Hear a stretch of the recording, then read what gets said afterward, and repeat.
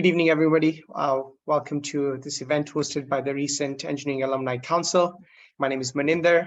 I'm a member of the Recent Engineering Alumni Council, and I'm very happy to present this event to you. Today, we are excited to have two Waterloo Engineering alumni and faculty with us to share with us their insights into the National Professional Practice Exam, and also share a little bit about the licensing procedure for the Professional Engineers Ontario.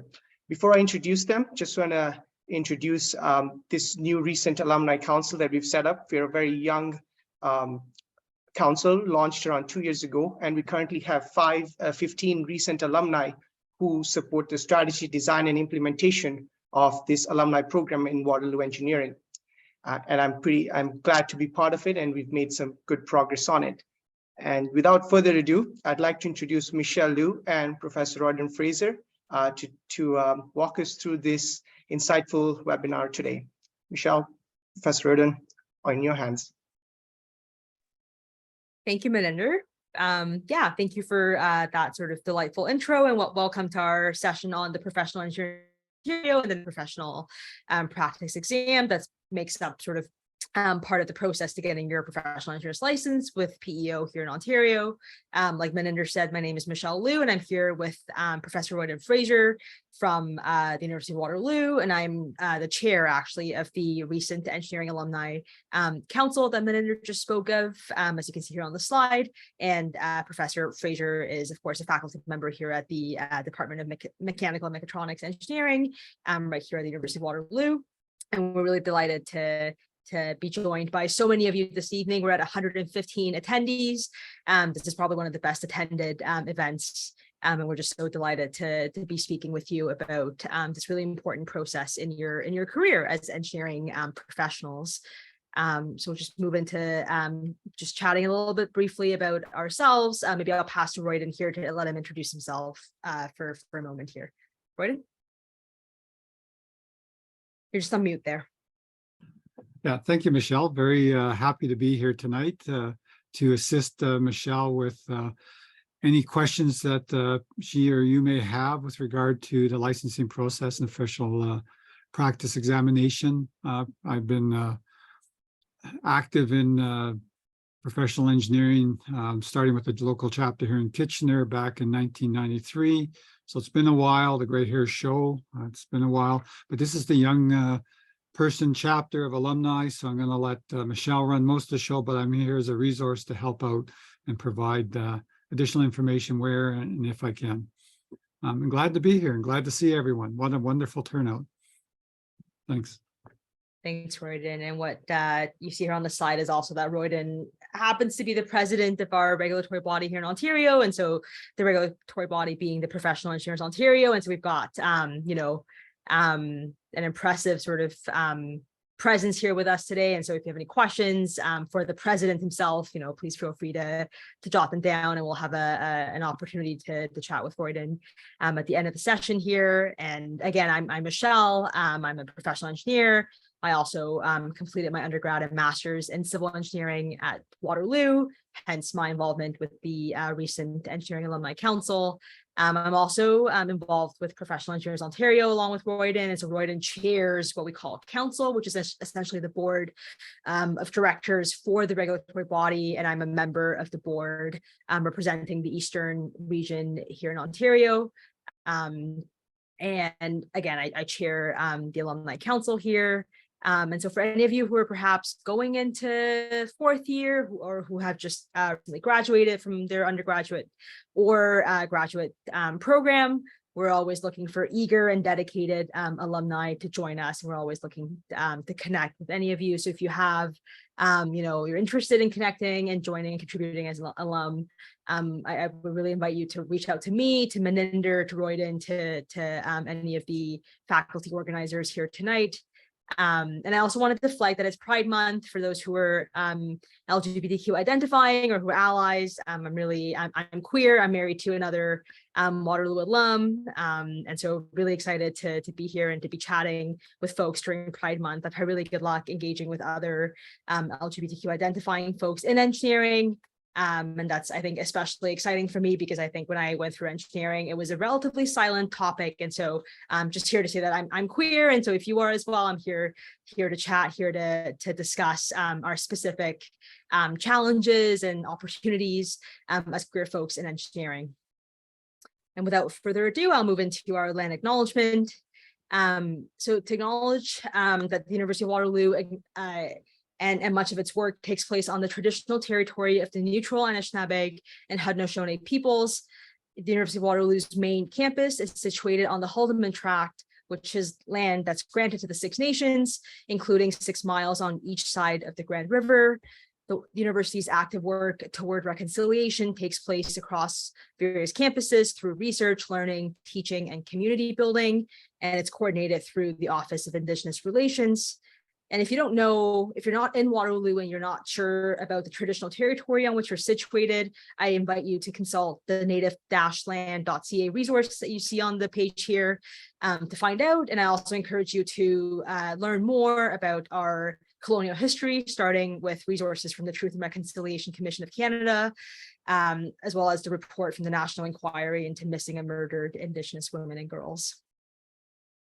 And I really want to spend another moment on land acknowledgement and situating sort of this dialogue in engineering that I often find is just another slide that we sort of either skip or spend very brief moments on. And I just wanted to give it another sort of lens to hopefully help you carry it forward. And so a few of the Truth and Reconciliation Commission of Canada's calls to action point directly to certain professions like law. But just because the engineering profession isn't directly called on doesn't mean that we don't have a duty toward truth and reconciliation, because we do have an elevated duty as engineers, as trusted professionals in our society. And so if you remember nothing else from this, beginning portion of the presentation today, but you remember this, I'll feel like I've done a good job. But I really wanted to get across that Indigenous peoples have longstanding relationships with the land, water, and resources of Turtle Island, including Canada, on which over 300,000 professional engineers in Canada, that is, carry out their professional duties under provincial and territorial regulators like PEO, and regulators like PEO that are created and empowered by colonial statutes, along with engineering schools like the University of Waterloo, are, again, colonial in nature and are composed of largely settlers like us on this land who, through our work in all domains of engineering, continue to impact Indigenous peoples in ways that can be deeply violent. And the land acknowledgement means acknowledging that together. And Engineers Canada, our coordinating body for provincial regulators, puts it this way: it's important to acknowledge that the impact of engineering, the impact engineering has on Indigenous peoples and communities from coast to coast to coast, whether in the context of resource development, infrastructure creation, and maintenance on and off reserves, technological applications of engineering, design, and beyond. Engineering needs to incorporate Indigenous ways of being, ways of knowing, to create more positive solutions for Indigenous communities seeking economic independence, drinking water, clean drinking water, and sustainable development opportunities on our lands.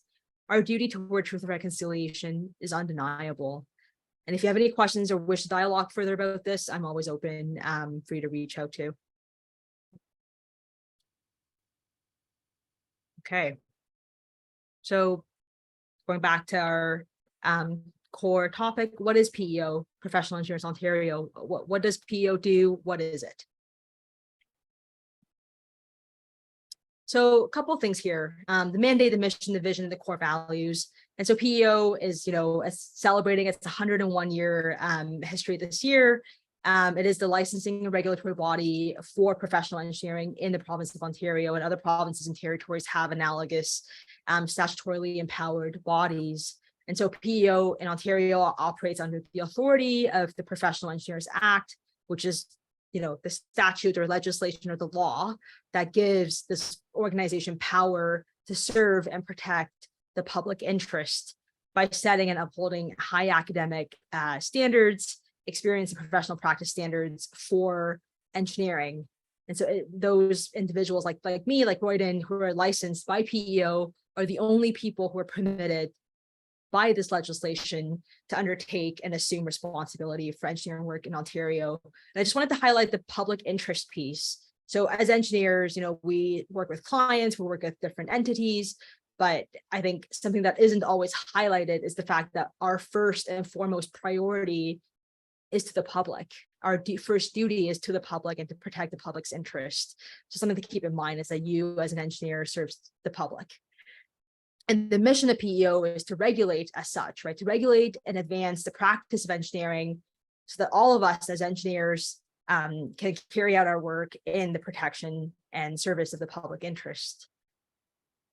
And, vision and core values. So the vision is really to become a trusted leader, to become a leader in Canada, which, we are the largest professional engineering community in Canada in terms of provinces and territories. And so to really be, become a leader in that self-regulatory landscape, and with the values of accountability, respect, integrity, and professionalism, and of course, teamwork, as we all know from going through engineering school, how important teamwork is.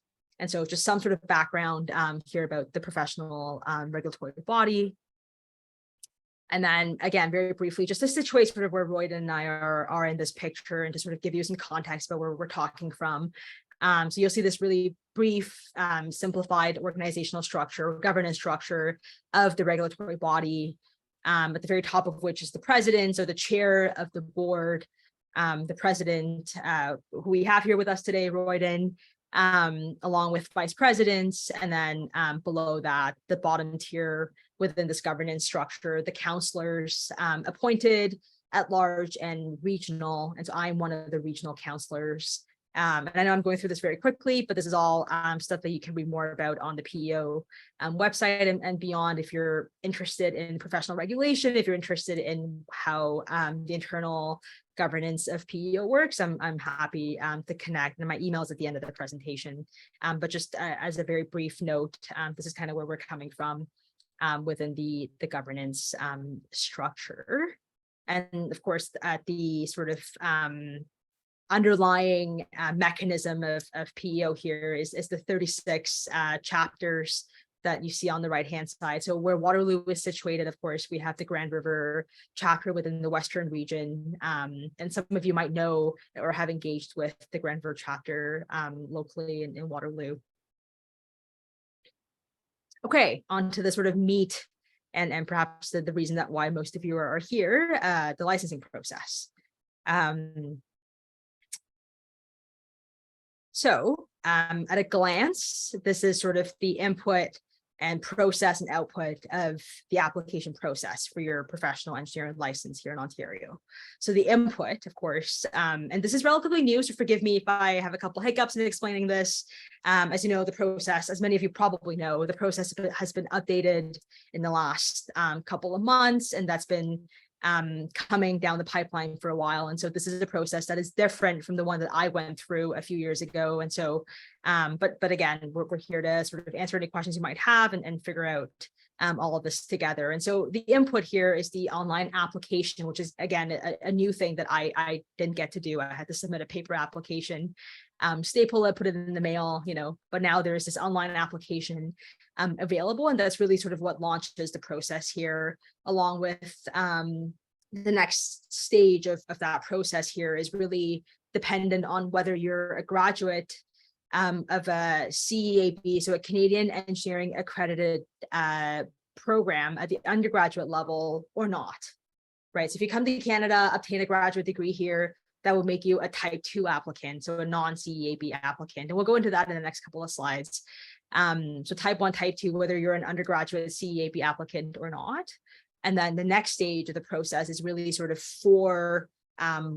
in 4 parts, and that's the academic component, the experience component, of course, your sort of good character and ethics component, along with really the core of what we're here to talk about today, the National Professional Practice Exam. And so you have to satisfy all 4 of these processes, or components of that assessment process, at the end of which there will be a decision rendered about whether you're qualified for the professional engineering license or not.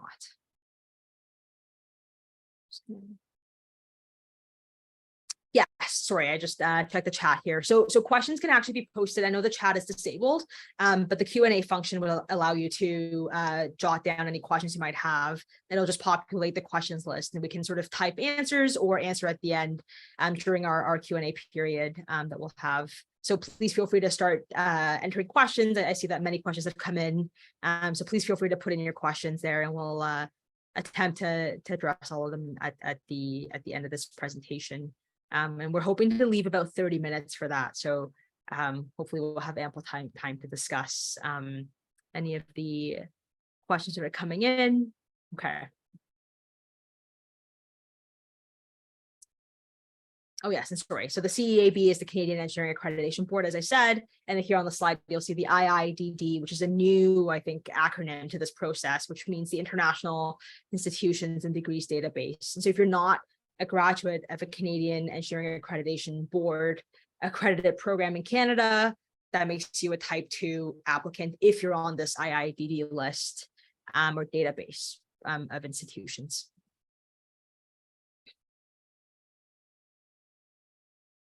Okay, so the sort of first chunk of that input stage, the online application process, there's a couple different pieces to it, including the first piece of the Am I Ready to Apply survey, and the link is here. It's like peo.on.ca/apply/become-professional engineer. And I'm sure if you search like Am I Ready to Apply PEO, that'll come up on like a Google or a search engine as well.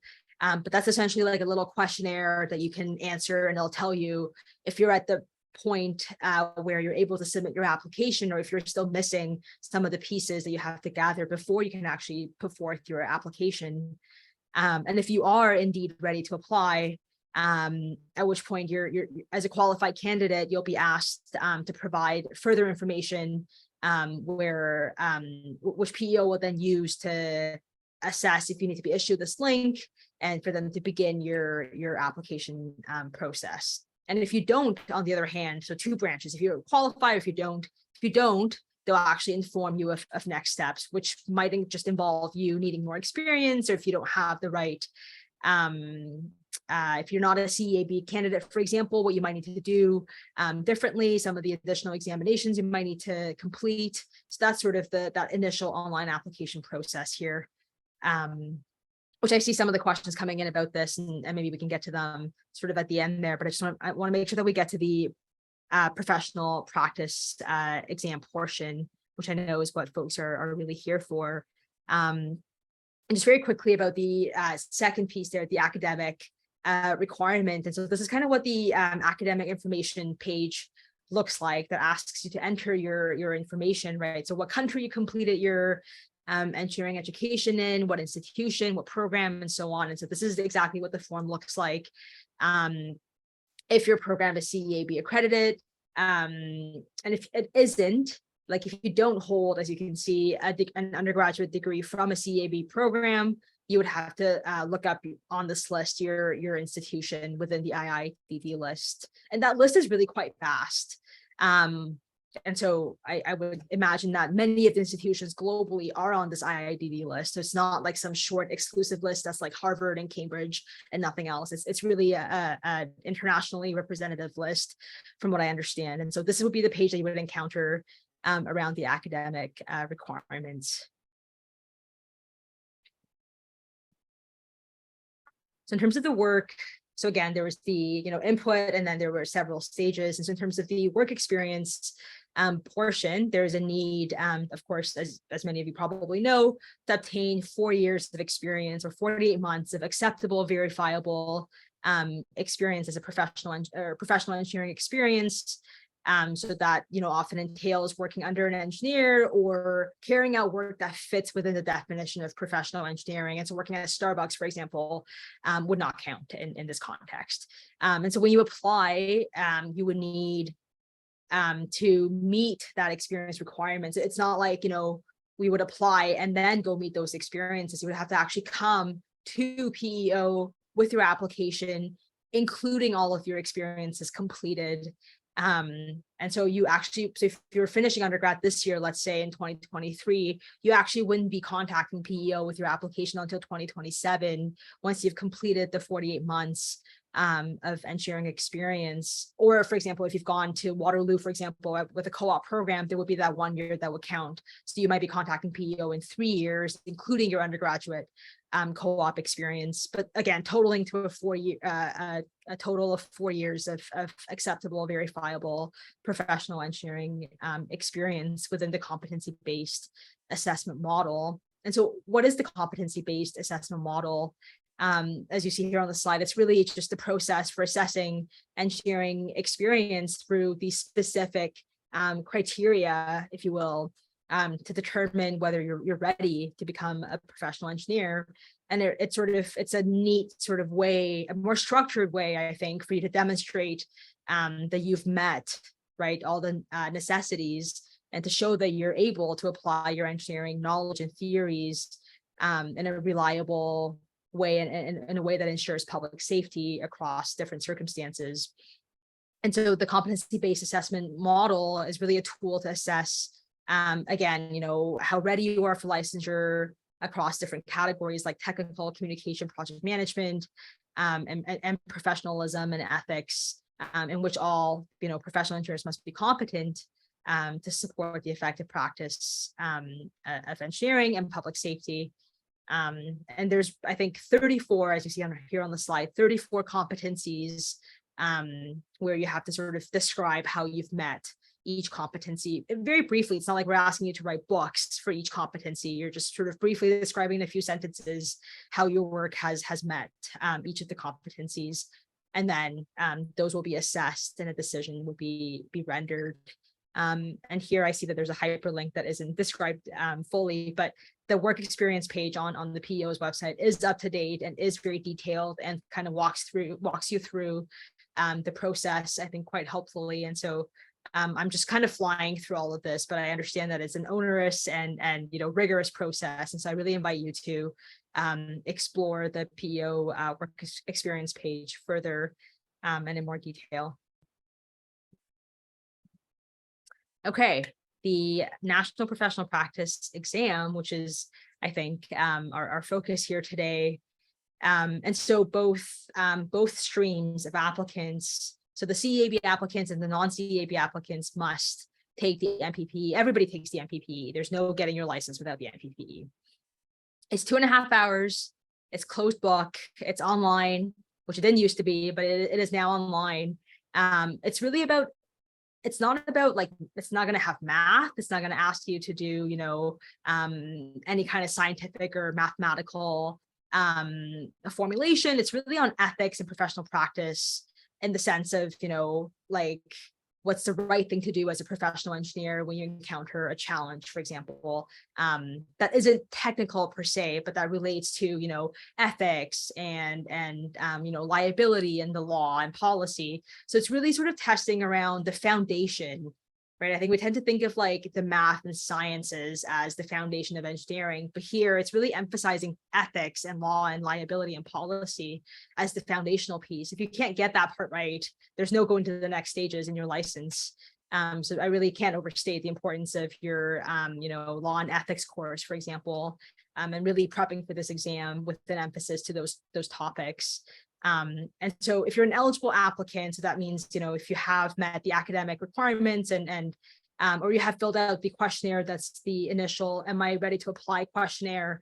If you're able to move on within that process and you're able to write the NPPE at any time, and it's offered numerous times a year. Here it says 5 times a year, which it didn't used to be, but now 5 times a year: January, February, April, June, August, September, and once again in November. And so numerous moments throughout the year for you to sit for the exam. You can write it again at any time within the time frame provided by PEO. So if you apply and want to write the NPPE in 10 years, that's probably too long, but within the prescribed time frame, as you acquire those 48 months of work experience, then you're good to go and sign up for the exam. And it's conducted via remote proctoring, which I think prior to the pandemic was probably a new concept. But for those of you who have gone through your undergrad or graduate studies during the pandemic, you're probably familiar with doing all of the stuff remotely. And so the remote proctoring, it's conducted via Yardstick is the administrator of the exam. they want to see your ID, they want to see that your room is clear and all that stuff, similar to, I imagine how Zoom exams are invigilated. So meaning that you'll do this from the comfort of your home, in an online format, and all the information sort of comes through pretty clearly via email. So if you're eligible, PEO will continue to send you emails for all the subsequent sittings that you're eligible for, to let you know that, hey, like, you're eligible to register for the next exam that's coming up. And they really help you not miss any of the sittings if you're interested in signing up for them. So again, make sure that you're checking your emails, that you're marking PEO as not spam if you're looking to sign up for one of the upcoming sittings. Okay, so what's on the exam? Like, what are we studying for this exam? So the syllabus, again, on the NPPE page, and all of the slides refer to the PEO website, which I think is actually quite, easy to navigate. So if you go to the PEO website, go to getting licensed, it shows you the experience, the academic stuff, the NPPE. So feel free to navigate to those pages and find out more, and read at your own pace any of the stuff that I'm going over. But the syllabus here really is, like I said, it's around professionalism, ethics, rules of practice, the law of professional practice, professional law, and the regulation of members and discipline process, which is really, I think what we consider the soft aspects of engineering, which I don't love that terminology, but it really is that, right? It's everything but the core aspects of what you learned in your undergraduate studies, except for the law and ethics course. And so, attend please to those aspects. Again, the professionalism and ethics is really what's going to help you succeed on this exam. That's the entirety of the exam. And you're going to be expected to know, of course, all the materials covered within each subject area, and to demonstrate that you've studied it, that you're familiar with it on the NPPE exam. And again, the page will give you a bit more information on these topics. And so the format, it's 100, like I said, it's a closed book, it's online, and it's 110 multiple choice questions. And so it's online, you just kind of click the box. It's like a radio button, you click it next, on those 6 subject areas on the last slide. And they're based entirely on the information that you're provided, on the information that's published within the study materials. There's no, it's not like research where there's like an endless amount to study. That's not the case here. It's a limited or discrete amount of information that's in the textbooks and relevant resources for you to study. And you'll have 2.5 hours to demonstrate that you've studied, that you know the answers, the complete the exam. And I think this is just a note about language proficiency. So as much as the NPPE contains specialized, vocabulary, maybe around ethics and things like that, it's not intended to be, a test of grammar or test of your English proficiency. It's not anything like that. And so it's supposed to be sort of, accessible and readable. Here it says at a level of approximately grade 10. And so again, it's meant to be accessible to those who are perhaps internationally trained licensees who are looking to get relicensed. And so that's sort of that note there on the English language proficiency. So I sort of mentioned some of the materials that you might want to be looking at. And so there's, I think, 2 core pieces here, which is the NPPE candidate guide, which includes, all of the policies and procedure for the exam. And the guide includes, information like recommended textbooks, free study material links, and so on. Again, it's really not, it's not like, they say here are 6 topics, go do all the research on it. Like, that's really not the case. It's quite discreet, I would say. And they do recommend, here are some of the books you read. And so it's really like studying for a big exam that you would just be reading some text for. And I think the most valuable piece that I personally found is the practice exams. So, just so you can figure out how you time yourself, or how long you're taking to think about an answer, how long you're taking to read some of the questions, and reading the questions carefully is often key here. And so the practice tests, I think, were very valuable for me personally. And there are lots available out there to help you prepare. The questions are often, I think, depending on the webpage, if you look up like NPPE practice exams, a lot of them use past year questions, just like you would in undergrad. You want to look up like exam bank questions from past years. It's very similar. So you're often able to find very similar questions from previous years that you can practice with. And it really gives you, most of them give you a very detailed feedback, letting you know, you got the wrong answer, here's the right one, and here's why this is the right one, where you might find the information, and so on. It really helps you identify the key areas that you might want to read further into. And so depending on your experience thus far in engineering, you might want to start actually with a practice exam, just identify your core area. Like if you feel like you don't have a whole lot of time to read everything, I think starting with a practice test, which is what I did, to identify some of the core areas of weakness, or that you have gaps in, and to start reading in those areas is a tip that I was given that I thought was really valuable. Okay, we're coming to, I think, 30 minutes here. So this is really the last slide I got here. Just to summarize again, there's the beginning input, which is the online application process where you fill out the survey to see if you're eligible, to begin applying. And, if yes, here are next steps. If no, what do you have to do to become eligible? And two of the streams, right? If you're a CEAB grad, or if you're not, there are certain things you have to do differently. But regardless of what type of applicant or what stream you're in, the NPPE is the required step of the process. Everybody writes the NPPE. It's remote, it's proctored, it's closed book, it's 110 questions, 2 hours. It's on ethics and professionalism. And then beyond that, there's the other 3 requirements to satisfy, at the end of all of which there's the output, which is the decision of your license application. And that was a super quick fly through of this, long and onerous and, rigorous process. And I welcome you to reach out to me. My email is there. And if you have any specific questions about the academic requirement, for example, which I know many people tend to, there's a specific email at PEO, which is the academics@peo.on.ca. Email, along with general questions about the application. Like if you go on the form, to see if you're ready to apply and the form's like broken or it doesn't work, there's an email for that as well, which is just general applicant's email, and along with lots of other contacts you can find on the website. And my personal email here for PEO is MILIU, so please feel free to connect, and happy to chat about anything I've said today and beyond. Yeah, that's it for me. Thank you.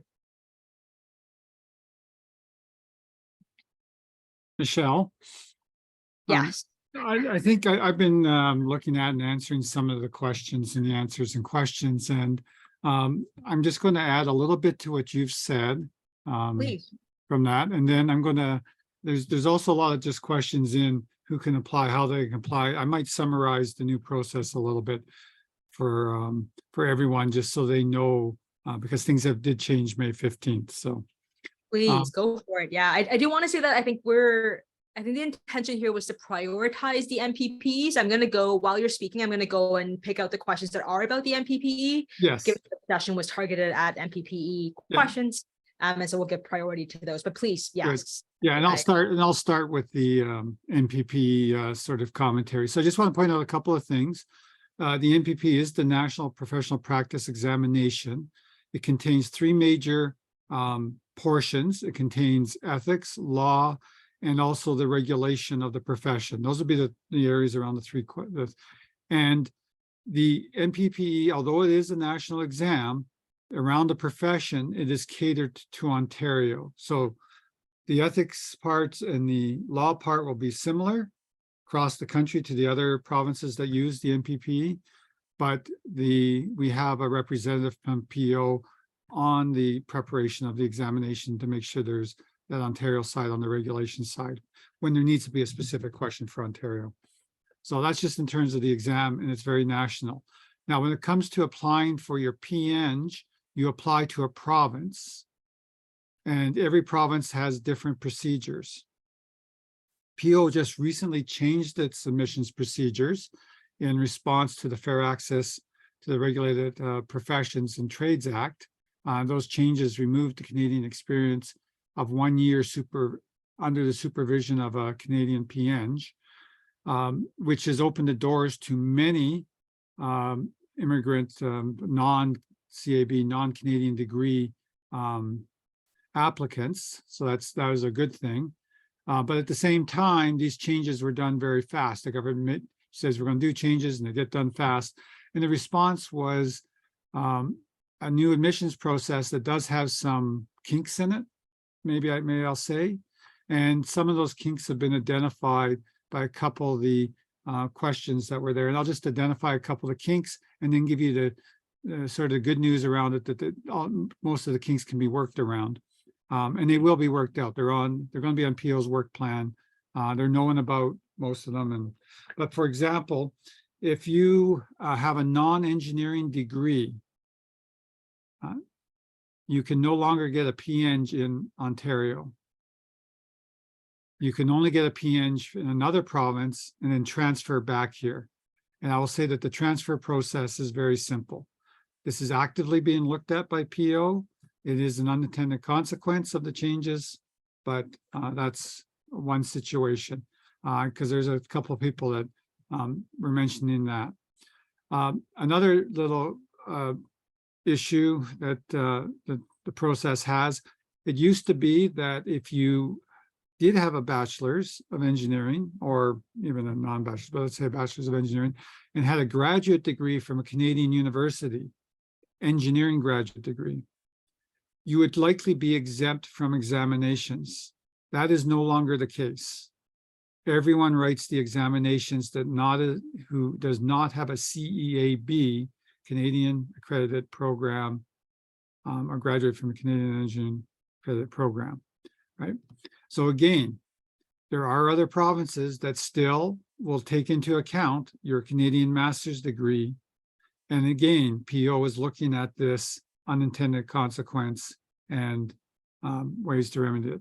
I won't go into any of the others, but if you find yourself in a situation that you hear used to be possible and is no longer possible, and it's not going to be then you probably should be looking to another province and transferring back.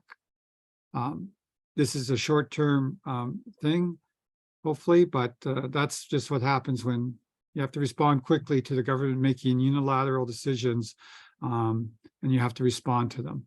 And it was a good decision to remove the Canadian experience. So it's not that it was bad, it's just the speed of response. My suggestion is to definitely pay close attention to what's on the website, the links that are provided that are on the screen now, and ask questions. Since the process is new, the documentation that you find on the web may not be as complete as it would be after a year or so of having a program and having more documents produced and learning from the clarity of communication.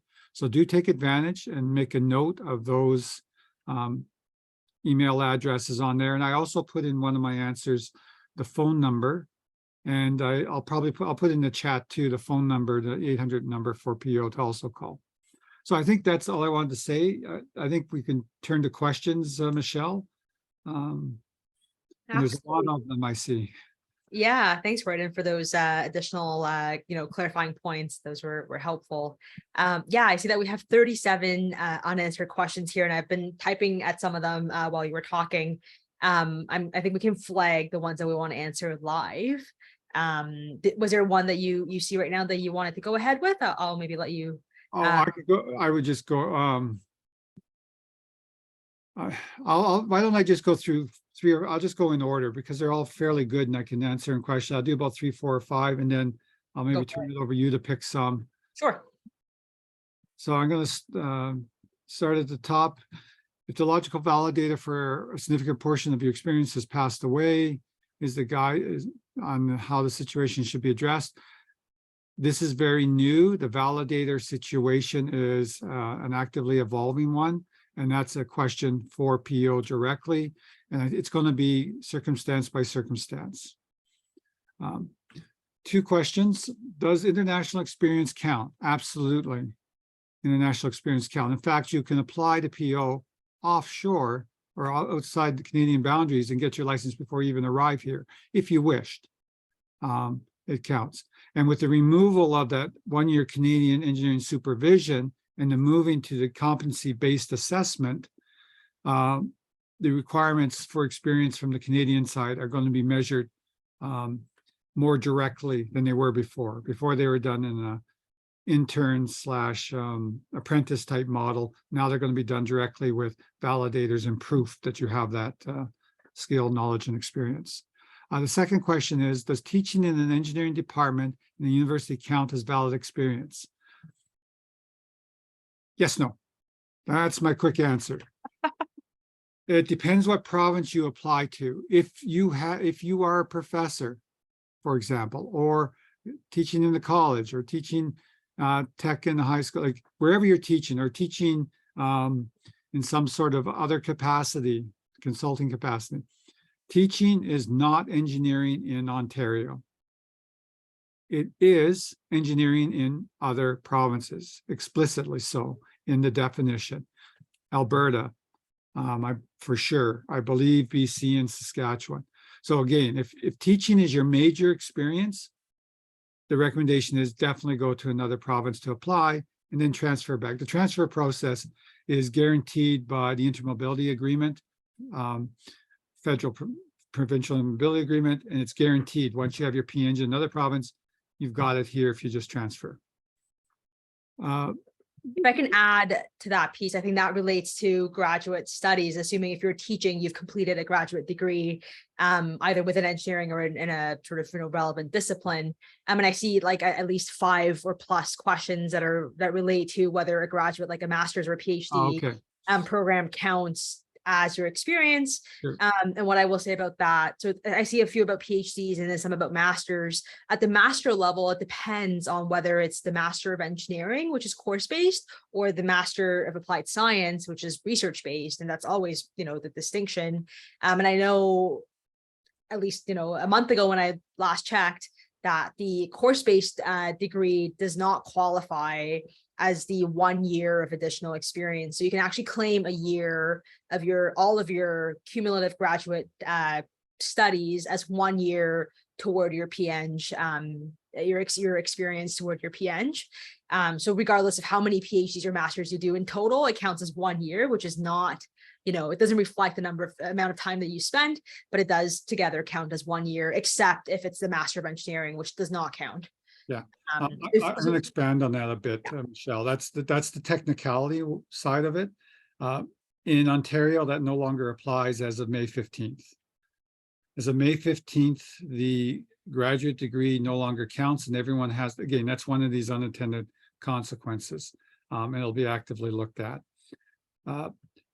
If you apply to other provinces, and I do not know exactly which province does this, but I do know Ontario used to do this prior to May 15th. If you had a master's, it's exactly as Michelle said, course-based or thesis-based made a difference. It was 1 year, but it's 1 year plus. They would look at the type of research you were doing, particularly for PhDs, and they would get extra experience time. The legislation, the basic rule is 1 year automatic, and then they look at your experience, just like they'll look at your regular experience outside of having a graduate degree. All right. I believe BC does that. I don't know about the other provinces, so I'm not going to make any promises on that. But that is common. You can apply to other provinces and get that credit, but not in Ontario anymore. Does the $400 initial application ever expire? No idea. I doubt Michelle knows. Michelle, do you know? No. That's a direct question for PO. I don't know. I know it's good for when I applied it, we paid it up front, and then it was good for, but I didn't check if it was good for 30 years. It used to be good for 8 years. 8? I don't know. Yes. Okay. I don't know under the new system. Does experience need to be earned under a license to P.Eng? No. but it does raise red flags. If you're not under a licensed P.Eng, then there's a much deeper look at your experience. And what you may need to have is someone come in and review your work who's a P.Eng. It has to be looked at on an individual basis, and that's where you would contact PEO and ask. In your particular situation, you describe your situation and you find out what may be possible, and there could still be barriers to you. The nice thing about competency-based assessment, from my understanding, again, not a lot of experience here, it just started, is that experience is, we're going to talk about validators instead of under a P.Eng.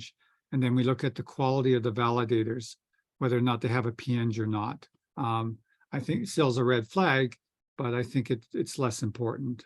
But no, don't quote me quite on that. It's a new process. I have a bachelor's degree of engineering from outside of Canada and a master's degree of engineering in Canada. I think we've sort of talked about that one already. You can apply out of the province to get the master's recognized. With a bachelor's degree on the IIDD, you can apply in Ontario and get your license here with writing the exams. By the way, confirmatory exams are done. There's a confirmatory process in all provinces. So you're not going to get away from the possibility of doing exams in all cases. But if you have a master's or PhD, you may be exempt. And then the second part, before that question just disappeared, but there's a second part concerning the EIT. Just for your information, the engineering training, which is a very valuable program, highly desired by many for its networking, for the connections, for the mentoring, for the professionalism, for just getting engaged with the profession, for contributing for lots of reasons. It has been suspended as of May 15th. Again, another consequence of the change, and it's actively being looked at. The chapters are very, very concerned with this. So I expect that one to be a high priority item. How often is the CBA issued? It's not issued. The competency-based assessment, it should be a continual process. BC has been doing it for a number of years, and you essentially track in certain categories and document in certain categories your experience. And once you've basically categorized the breadth of categories with depth of sufficient material, then your experience application is complete, and then will be judged by PO. So there's validators, and then there's examiners that will examine it afterwards. Does experience obtained outside Canada count? Yes, it can all count. Did you want to take some of them now, Michelle? Sure, I've just been typing some answers here. I see one that says, in 2015, I graduated with a Bachelor of Applied Science and Engineering from Waterloo. Yay. I have some co-op experience. I was just going to say, great, that would make you a CEAB applicant. Then you could try to submit, depending on what your co-op experiences were, but the latter 50% may be able to count toward your 4-year required experience. So definitely look into, if you don't have those graduate or pre-graduate experience forms completed, definitely look into having your previous, hopefully, supervisors that you may still be able to get in contact with, verify those experiences, because that would contribute toward the 48 months that you need. And I saw a couple more here. The part-time work experience, is there a formula for determining how many months of part-time experience would count? I don't know if the new process has changed how that calculation is done, but I know when I applied just a few years back, I had a lot of part-time experience because I was also doing another degree, and it was essentially just, if I told them that I worked 20 hours a week as opposed to 40, they just multiplied that amount of time by 50%, by half. The CBA Right. removes the time calculation. It's now what have you actually done and achieved. So, Okay. so someone on the CBA could complete the CBA requirements very quickly. The 4-year requirement will still remain because it's in the Act. That hopefully will change. Again, this is another, I'm going to say it's a legacy item now with CBA. And then when they count the experience, for the 4 years, I guess they're still going to count it the way you've just mentioned.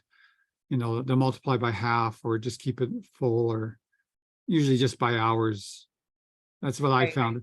That's right. Did my Yeah, it's by experience, hours. Yeah. when they did my experience as a professor, they did it 50-50 because I teach and research. They just said, you take twice as long. Right. Right. So, Yeah. So they do some like, you know, not prorating, but they do, you know, use some factors depending on, you know, if it's part-time, is it 50%, is it 75% of the time? And they do ask, again, like Roydon said, you know, a lot of this stuff is very case by case. And they do follow up with you to, you know, ask clarifying questions. And I think depending on your answer to those questions and, you know, the evidence that you can provide, along with your answers, they may or may not, you know, calculate, your experience differently. there's a really good question. Yeah, go for it. Here. Can one do engineering activities in engineering industries without a P.Eng? That's a great question. The answer is yes and no. These questions have, there's situations. So the first thing you got to think about is that we have engineering technologists and engineering technicians. They are doing engineering activities. The question is, are they doing professional engineering? All right. So CAD and drafting is an engineering activity. So I'm going to just rephrase this. Can you do professional engineering activities in the engineering industry without a P.Eng? The answer is still yes and no. In Ontario, we have something called the industrial exception. And the industrial exception essentially means that if your company has a certificate of authorization and at least one professional engineer who takes responsibility for the engineering in that company, the engineers under that engineer and that C of A, certificate of authorization, do not have to be licensed. However, it is common for some companies to require everyone to be P.Eng licensed because it's a marketing thing in a way. It's a showing of the quality of the people working at that particular place, right? So, but the answer is yes and no because of the industrial exception. If you are not under the industrial exception, the answer is no. You cannot practice professional engineering without a license. Is the work experience filled out portion still have to be written and sent in, or is it online now? I believe it's going to be online, but you need to check. There's an NPPE question here for you, Michelle, there. Do you recommend paying for an NPPE course in preparation for the exam? So this is like a preparatory course. Yeah, I think it's very dependent on the individual and their experience. I think for most of myself and my peers who are, you know, Waterloo graduates, I don't know many people who paid for a course, which is not to say that you shouldn't, you know, if you feel like, you know, the material is really daunting, if you feel like the ethics stuff is just like, what's any of this? By all means, I'm not, you know, trying to sway you one way or another. I just, based on experience, I don't know many people who did. And I see Maninder shaking his head as well. So I think, you know, I think if you've taken the law and ethics course, and if you peruse even one of the materials that's recommended, I feel like the courses aren't as value adding as the price that that's charged. Just my opinion on that. Yeah, my experience having knowing people who have taken the courses and have not, those that are extremely busy, haven't even looked at anything in the years, haven't thought about it, have not, are not from the Canadian environment. The courses can be very valuable because they focus you very efficiently into material. If, however, you're a recent grad, you're familiar with the Canadian environment, recent Canadian grads, familiar with the Canadian environment, have taken the law and ethics core or the law course, you just have a small amount to learn about the act and that. So taking the practice or the resources, as you say, is quite sufficient for everyone I've heard from. So. How will competency-based assessment be performed if I only have foreign experience? the competency-based assessment is based upon particular activities. So have you been involved in management? Give examples, give your evidence, have a validator. Have you been involved in doing engineering design? Give your evidence. Have you been involved in engineering analysis? Evidence. Have you, what communications and teamwork? I don't know what all the categories, I think there's 13, 14, 12 categories, and you have certain things that you need to complete in each of those. So it's quite doable by virtually everyone. It's just a matter of whether you get those opportunities for all that experience. And sometimes if you don't, you should be asking your employer for that opportunity just to fill out that breadth that you need there. I've applied for P.Eng last year and got my EIT, which means the academic requirements is passed. Do I need to apply through the new system? No. Everyone that applied to the system before May 15th will be grandfathered. You do have the option of transferring. My recommendation would be not to transfer. Right, that's just my recommendation, because the worst thing that's going to happen if you're already in the process is they're going to say, you know, you don't make it through the process because of missing something. Then you go to the new process and you're going to just write 4 exams and go through. So no, I would just stay in the process in most cases. Does the 48 months of experience need to be gained before or after meeting CAB requirements? All right, 1 month prior to graduation is called pre-graduation experience. By the way, just for your information, if you go back to look at the counselor that put that motion for pre-graduation experience, the first of its kind in Canada, you'll see my name as the mover. That's because of our co-op system. I felt that our co-op system at Waterloo needed to be recognized. And, but anyway, so 1 month of the pre-graduation experience can count. Again, it's going to be judged. Is it engineering, analysis, design, managed communication, that sort of thing. All right. Does Waterloo provide learning materials? There's an NPPE question for you. For NPPE, I do not know. Sorry, what's the question? There's so many. Yeah, I know. Does Waterloo provide learning materials for the NPPE? Oh, I was just typing to that one. This session is a great example of a resource relating to the NPPE that Waterloo is providing. But I imagine you mean like you know, a textbook or like a study guide, which we don't at the moment. But that's a great suggestion for the council to perhaps consider in the future. Yeah. I know if you look up like on the PEO website, there's a candidate guide. And there are a lot of, you know, at least summaries of free resources out there. And so if you're looking to spend almost no money, you would at least have some luck finding some preliminary materials just by Googling. But just make sure that when you're Googling the NPPE that you're typing in like PEO or Ontario so that it is targeted at the Ontario exam, because as Roydon mentioned, it is a little bit different for each province. Michelle, I can interrupt in this one as well. I remember when I did the PPE exam, which was the precursor to the NPPE, I know the electrical and computer engineering department at U Waterloo had a phenomenal website where they broke down total law, common law, and everything through. But again, I think it's to your point, you have to be careful now because it's the NPPE, it's a change structure to see if that information is still relevant and if it's still publicly available from the EC website at UW. It might be something for your group to look into providing support for. For sure. I am a current applicant for PO licensing and applied before. Okay. I'd like to know how this new application process specifically affects my application. So it does not, as I mentioned, your grandfathered, but if you get out of the process, you will, and you're on the IIDD, you'll have to write the exams. If you're not on the IIDD list for bachelor's degrees, then you'll either get a limited license, need to go to another province to get a P.Eng, or I haven't mentioned this yet.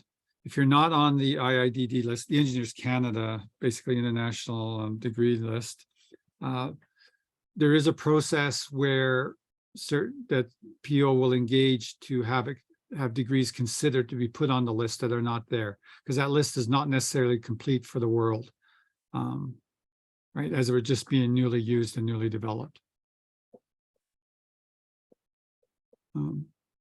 where can one access the IADD? You cannot access it except through the application process. It is currently, I guess I'll call it a work in progress and only accessible to the engineering regulator. And the regulator then takes a slice of it, because there's a lot of information in there. It takes a slice of that information and makes it available to you through the PO application process. Now, at the moment, it may not even be available to you to see even that slice. I'm not sure how the software is working. You might simply have to put in a ticket, say where you're from, and then they're going to tell you yes or no. That might be the way it works initially. I'm confused with the competency-based assessment. How does that work? Does it mean that the application form of recording up to co-op experience up to 12 months is no longer valid? No, it doesn't mean the 12 months is no longer valid. What it means is, yeah, I'm going to say, let's put it this way. The recording that you did before of how much, I forget what the 5 categories are. One was communication, one was applications of engineering. Anyway, the 5 categories. That is no longer required. What's going to be required is that you essentially show from those 12 months that you've contributed to the CBA process. So I guess in a way, if you were filling out a form and getting the documentation, hold on to it. It's a record, keep it, and see how it integrates into the CBA. The 12 months will still count, but you will need some evidence of it. And I'm sure that's a work in progress for PEO, and contact them to get specific answers. My bachelor's of university, my home country is offered a bachelor's of technology, not a bachelor's of engineering. However, your university and current degree is mentioned in the IID list. Okay, so I guess you can see the list through PO. It does not mention Bachelor of Engineering, but Bachelor of Technology. I already started. Yeah, as long as anything that's on the IID list, DD list, is considered eligible, it's engineering. The level of teaching of the courses are still engineering. Bachelors of Technology tend to be less in the final year, are more application based and less theory based, but they're still at the same level as an engineer, a university engineering degree type of material. So you will find Bachelors of Technology on the list. You will also find Bachelors of Technology not on the list. And again, this is one of those situations where either it's deemed it wasn't quite at a university level, or it's one of these programs that perhaps should be on the list. PO needs to be made aware of it, and it needs to be discovered more information. They just didn't have enough information to say yay or nay on it. How much work experience is required under supervision of a P.Eng out of 48 months of engineering experience? As mentioned before, under the supervision of a P.Eng, no work requirement is, as the Canadian experience under a P.Eng is now gone. However, that does raise the red flags and will give more scrutiny to your work and to the validators and to the examiners of that. So there's going to be just say it's going to be a more intense look at your work experience to verify it. If I want to get a P.Eng in BC, should I do the NPPE in BC? Since there's whatever province you apply for your license is where you should do the NPPE.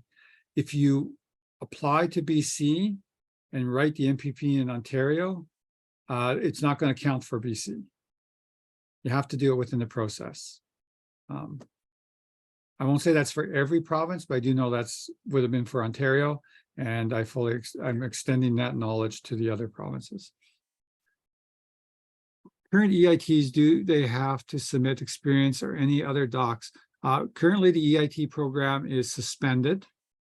In terms of what the old EIT program required, it simply required that you have passed the academic requirement, and you were just waiting to gain your experience. So there was no experience submission required. It's been suspended, and I don't know what the new form will be, but I expect it to be similar to what it was in the past, if it can be reestablished. I'm currently an EIT registered in Manitoba. EIT programs in other provinces remain. Only Ontario has removed its EIT program, or suspended, not removed, suspended because of these recent changes due to the Fairness Act changes. So you can't really transfer to Ontario or EIT, but any experience you've gained can be used in any province that you apply. I worked outside the co-op process during my studies as an engineer. Does that experience count? Is it engineering work? It counts. That's the simple answer. It doesn't matter inside or outside the co-op process for your pre-graduation experience. Was it experience gained during your work term or work experience gained in the undergraduate? The caveat that it has to be within the second half of your co-op program. Yeah. Good point. It's after you finish your 2B term, as we say in Waterloo, or after you finish second year, as you would say at other universities. Does an international undergrad with Canadian master's degree have to give extra exams? Doesn't get extra exams. An international undergraduate bachelor's degree in Ontario as of May 15th, your master's degrees doesn't matter at the moment. You have to write the exams. They're confirmatory exams. But master's degrees are, as I mentioned earlier, still may be considered, may fully exempt or partially exempt you from exams in other provinces, BC, Alberta, Saskatchewan, ones I'm most familiar with. I'm sure others too. Is a postdoc counted as engineering work? Postdoc probably is high. If you did a postdoc in engineering, it's probably highly engineering work. However, there is a catch. The reason I say that is because a lot of postdocs are industry-based postdocs. And so you're working with an industry on an industrial problem.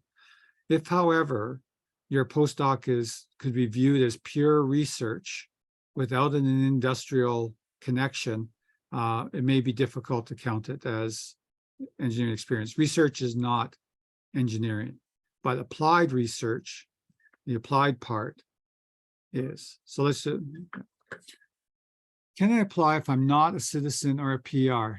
Yes, I believe you can, but I have to think about that. And you know what? I'm going to pull that back. I do not know the ACT answer to that. And Michelle, we should look that up. I think you may need to be a citizen or a PR. Let me think. You can apply from outside the country. So my gut says you don't, but again, that's a question to specifically look up in the ACT or specifically ask PEO. Is Canadian experience mandatory in 48 months of required? Yes, you need 48 months. And the Canadian experience is not mandatory. 48 months is, and the continuing competency-based assessment will be looking at aspects of Canadian experience. PEO seems to be a very difficult to get in touch with. Response times in the last, oh, you are so right. Response, because of this change, they are under-resourced for answering questions. It's 100% true. They've been bringing some more people up to speed to help answering, but expect there to be some waits. That's just the reality of when something changes and there's lots of questions, and right, and it's a complicated change.